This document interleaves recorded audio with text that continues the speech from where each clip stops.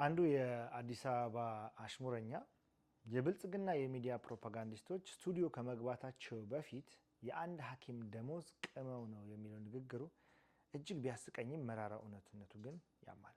እንዲህ አይነት መሰረታዊ የህዝቡን ጥያቄዎች የብልጽግና ካድሬዎች በካልቾ የጠለዙበት መንገድ ስለ መንግስትና መንግስትን ሊጥሉ ስለሚችሉ አደጋዎች ያላቸውን ዝቅተኛ መረዳት ነው የሚናገረው። በቅርቡ በሱዳን በዳቦና በኢንተርኔት ላይ የተደረጉ ጭማሪዎችን ተከትሎ ህዝቡ ወደ አመጽ የወጣው በሙያ ማህበራት አማካኝነት ነው። በብሔርና በሃይማኖት ውስጥ በተከፋፈለች ሀገር የሙያ ማህበራት ህዝቡን በአንድነት እንዲቆም ለማድረግ ያላቸው አስተዋጽኦ ከፍ ያለ ነው።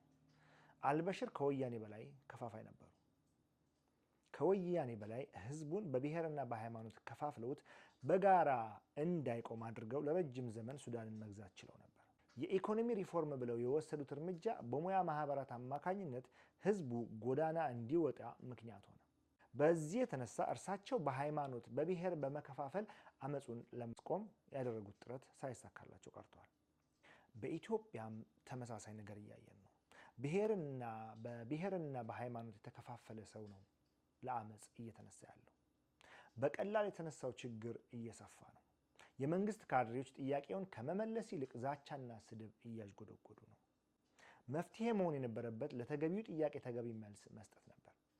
እስከ 240 ሺህ ድረስ ከሚከፈላቸው ካድሬዎች ገንዘብ ቀንሶ በ9ና በ10 ሺህ ብር ህዝብን የሚያገለግሉ የጤና ባለሙያዎችን ማገዝ ያስፈልግ ነበር። የምናየው ነገር ድንፋታ፣ ስድብና በቀላሉ መመለስ የሚቻለውን ጥያቄ ማወሳሰብ ብቻ ነው የሚታየው። ይህ ከማንም በላይ የሚያከስረው መንግስትን ነው። የአማራ ብሔርተኝነት አሁን የተነሳውን የሲቪል ነገር ግን የፖለቲካ ኮንቴንት ያላቸውን ጥያቄዎችን እንዴት ያስተናግድ የሚለውን በተመለከተ የተወሰነ ነገር ማለት እንዳለብኝ ይሰማኛል። የአማራ ብሔርተኝነትና የፋኖ ትግል ተስፋም ስጋትንም የያዘ ነው። ፋኖ የአማራም ብሎም ለሌሎች አካባቢዎች ተስፋ ነው። እንደ የትኛውም ትግል ፈተናዎች ገጥመውታል።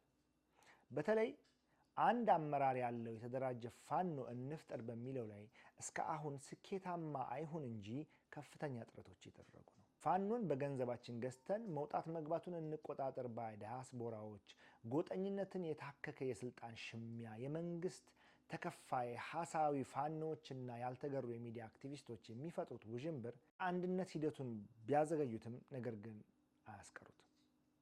ፋኖ ከትግል ባለፈ የፖለቲካ ክንፍ ያስፈልገዋል። ለዘመናት ብለናል። የሐኪሞቹ አይነት ጥያቄዎች ሲፈጠሩ እንዴት ፖለቲሳይዝ አድርጎ አጀንዳ መቅረጽ መንቀሳቀስ አስፈላጊ ነው።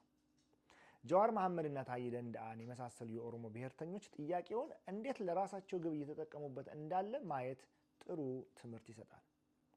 እዚህ ላይ የሐኪሞቹን ጉዳይ ያነሳሁት እንደ ማንኛውም ኢትዮጵያዊ ሐኪም ዘመድ ስላለኝና ጥያቄውም የኔ ጥያቄ ስለሆነ በተደራጀ የፖለቲካ መስመር መመለስ አለበት ብዬ ስለማምን ነው። ለምሳሌ ፋኖ ሐኪሞችን ጨምሮ የሌሎች የሙያ ማህበራትን ስልጣን ቢይዝ እንዴት ጥቅማቸውን አስጠብቆ ሀገራቸውን ሊጠቅሙ ይችላሉ በሚለው ላይ አጀንዳ ቀርጾ ሊንቀሳቀስ ይገባዋል። እዚህ ጋር የቢቢሲ ዘገባ እንደሚያመለክተው ኢትዮጵያ ደሞዝ ለመጨመር አቅም የላትም የሚለውን የካድሬዎች መከራከሪያ ውድቅ ያደርገዋል። ይህ መከራከሪያ እውነት እንዳልሆነ የቢቢሲ ዘገባ ያስረዳል። ዘገባው ኢትዮጵያን በኢኮኖሚ ቅርብ ደረጃ ላይ ያሉትን ጎረቤት ሀገሮች በንጽጽር አስቀምጧል። የእያንዳንዱ ሀገር የነፍስ ወከፍ ገቢ ወይም ጂዲፒ ፐር ካፒታ ለጤና ባለሙያዎች ከሚከፍሉት ደሞዝ ጋር እንደሚከተለው በንጽጽር አስቀምጦታል። በኬንያ የነፍስ ወከፍ ገቢ $1952 ሲሆን የጠቅላላ ሐኪም ጂፒ ደሞዝ ደግሞ $1891 ነው። በጎረቤት ኡጋንዳ የነፍስ ወከፍ ገቢ $1002 ነው። ጂፒ ወይም የዶክተር ደሞዝ ደግሞ $1478 ነው። ሩዋንዳ በአንጻሩ 1010 የነፍስ ወከፍ ሲኖራት $524 ደግሞ ለዶክተሮቿ ትከፍላለች። ታንዛኒያ 1225፣ ዶክተሮቿ $519 ያገኛሉ። ኢትዮጵያ የነፍስ ወከፍ ገቢ $1272 ሆኖ እያለ አንድ ሐኪም የሚከፈለው ደሞዝ ግን $84 ብቻ ነው። በነፍስ ወከፍ ገቢ ከኢትዮጵያ የማያንሱት ዩጋንዳ፣ ኬንያ እና ታንዛኒያ ለሐኪሞቻቸው የኢትዮጵያን ከ6 እስከ 17 እጥፍ ይከፍላሉ። የኢትዮጵያ ጤና ባለሙያዎች ክፍያችን የባርነት ያክል ብዝበዛ ነው ማለታቸው ከተገቢም በላይ ነው። አቶ ታዬ ደንደአ አስማሚ ሐሳብ ስላነሱ ሐሳቡን ላጋራችሁ። በጎረቤታችን ኬንያ አማካይ የአንድ ሐኪም ወርሃዊ ደሞዝ 210 ሺህ ብር ነው። በኢትዮጵያ ግን 10 ሺህ ብር ገደማ ብቻ ይከፈላል። ልዩነቱ 200 ሺህ ብር መሆኑ ያሳያል። ይህንን እጅግ አሰቃቂ ግፍ የተቃወሙ ሙያተኞችን ያለ ጥፋታቸው ወንጅሎ ማሰር ችግሩን አይፈታም፣ ረሃብ በእስር አይታገስምና። የጎንዮሽ ንትርካችን ጉልበት የሆናቸው ቁማርተኞች አሁን የጋራችን በሆኑ የዳቦና የሰላም ጥያቄ ተይዘዋል። ከዚህ አጀንዳ ለመውጣት የማይፈነቅሉት ድንጋይ የለም። በተለይ የሃይማኖት ወይም የብሔር አጀንዳ ካገኙ ደስታቸውን አይችሉትም።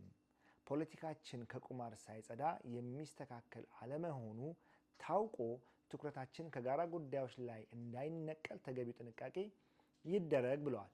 በጣም አስማሚ ሀሳብ ነው። ይህ የኢትዮጵያውያን ሕክምና ባለሙያዎች ታሪክ ነው። የአፍሪካ ዝቅተኛዋ ደሞዝ ከፋይ ሀገር ስፔሻሊስት ሐኪም ወርሃዊ ደሞዝ $120፣ አጠቃላይ ሐኪም $84፣ ነርስ $70 ወርሃዊ ክፍያ የምትከፍል ብቸኛ ሀገር ናት። ራሱን ለቲቢ፣ ሄፓታይተስ ቫይረስ፣ HIV እና ሌሎች መሰል በሽታዎች አጋልጦ የሚሰራው ሐኪም የጤና ኢንሹራንስ እንኳን የለው። በትንሽ ክፍያ የሚሰራው የጤና ባለሙያ ለዚህ ሁሉ በሽታ ተጋልጦ እየሰራ ያለ ኢንሹራንስ እየሰራ የጤና መድህን እንኳን ተጠቃሚ እንዲሆን አይፈቀድለትም። ህይወታችንን ሲያድኑ ኖረዋል። አሁን ግን ህይወታቸውን ልናድን ይገባል። ሲጠቃለል የሐኪሞች ጥያቄ የፖለቲካ ጥያቄ አይደለም። ተመጣጣኝ ክፍያ መጠየቅ፣ ፍትሃዊ ክፍያ መጠየቅ፣ ኑሮዬ ይሻሻል የማሻሻል ጥያቄ መጠየቅ ነው። ሐኪሞቹ የሚያቀርቡት የህገ መንግስትና የፖሊሲ ጥያቄ ነው። በህይወት ለመኖር መብላት አለብኝ የሚል ጥያቄ ነው ያቀረቡት። ነገሩን ማወሳሰብ ሳያስፈልግ ሐኪሞቹ እያሉ ያሉት ለመኖር ተቸገርኩ ነው። ይህ ግልጽ ጥያቄ ነው። ጥያቄውን ከመመለስ ይልቅ ግልጽ የሆነ የመብት ረገጣ እየተፈጸመባቸው ነው። ከፍተኛ የጉልበት ብዝበዛ እየተፈጸመባቸው። የምሰራው ስራ ተገቢ ክፍያ ይሰጠኝ ነው ጥያቄው። አለፍ ሲልም የስራ ቦታ ደህንነት ዋስትና ነው የተጠየቀው።